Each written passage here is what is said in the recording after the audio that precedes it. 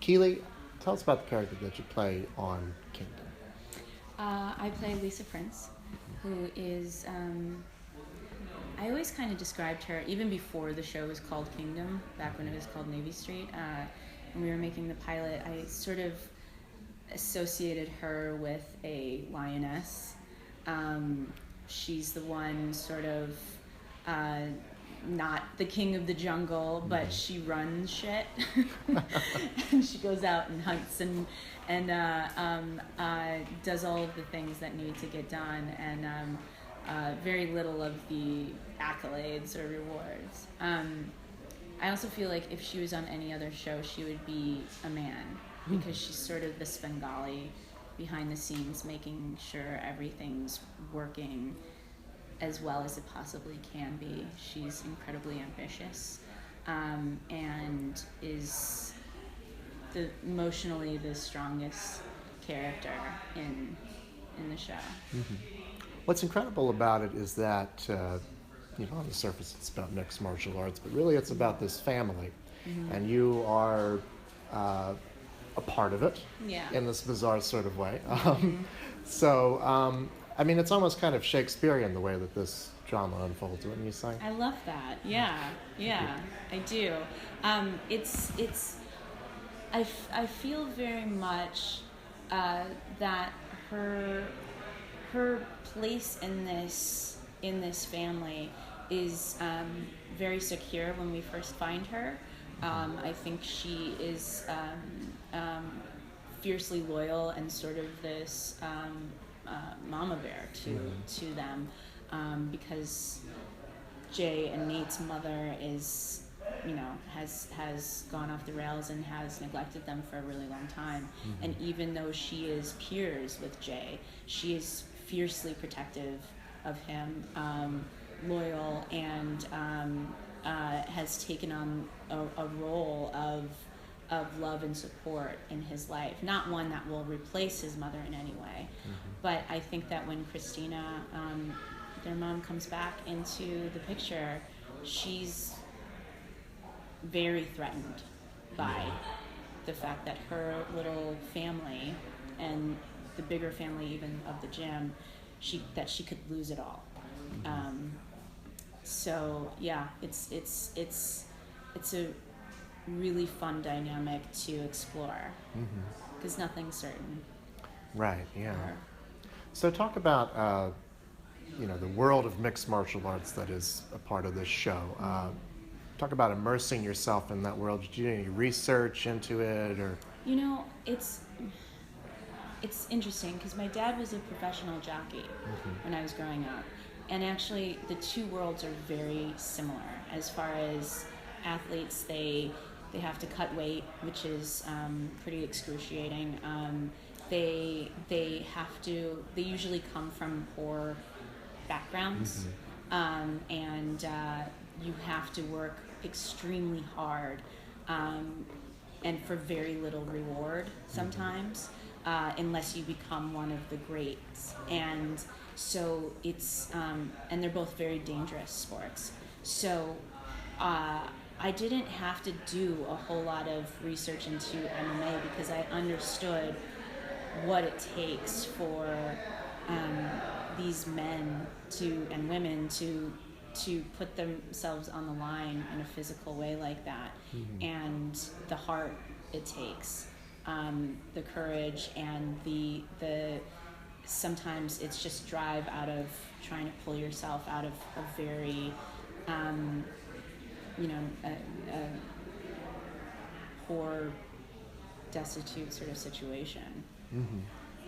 Yeah, and with a very limited shelf life too, which I think is, there's such an emotional investment that the audience feels in watching these fights. I think that's what's, you watch sporting events all the time, but there's this real rooting factor in this, because there's such a redemptive quality to what's going on in that ring. Yeah. It feels very, at first, I didn't like watching it, because I felt almost like it was like gladiators, right? We're putting these people. The cage really bothered me, Right. even though I've been a huge fan of boxing my whole life. It just, there was something that seemed barbaric about it, and for our entertainment.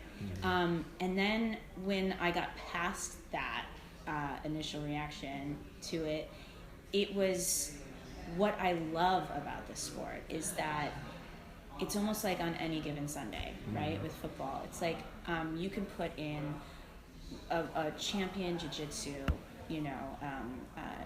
fighter against, someone who's been doing Muay Thai, and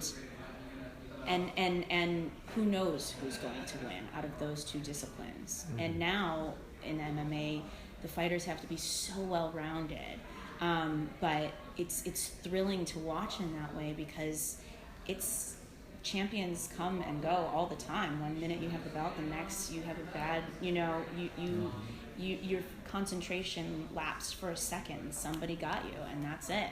The belt's gone. It's to somebody else, and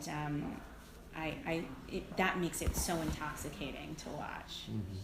So we've seen 20 episodes of this show so far. We got another 10 coming up next week, actually. Yeah. What are some episodes that you would point to and say, this is a really great example of what our show is about and what our show does best? In the 20 that you have seen, or the 20? The 20 that I've seen. You want me to spoil something for you? You don't have to, you don't have to give spoilers, but I Yeah. mean some kind of character moment or thing that you think really epitomizes what the show is about. That's a really good question. I think that there's the fight between Lisa and Elvie, I would say, after at the end of season 1, and where they sort of go from there, how they both react to this relationship deteriorating, and how they relate to one another, and how it brings up all of the fissions that were probably there underneath the surface. I feel like in their relationship and kind of in the show, that's how it is. It's a boiling until it gets to a place where it just bursts. And so I feel like their fight kind of spoke to a lot of stuff that had been boiling. What can we expect from the next batch of episodes? You don't have to give spoilers, but in terms of style, drama, Well, I mean, this next season that people are about to see is incredibly personal to me. I went through something that mirrors what my character goes through, and so this season was by far the hardest. I think there's a catharsis that happened, but it is some of the hardest work I've ever had to do, and I think very rarely, I've never experienced that, and I don't know anyone who has, where art has imitated life so closely. But it's going to be interesting for fans of the show to see Lisa in this devastated and with this hole in her heart, and having been brought to her knees, and where she goes from there, and who she trusts with seeing the real vulnerable her, because she's not comfortable letting people see her as weak or vulnerable in any way. So there's always a shield that she has. Well, thank you so much. Thank you.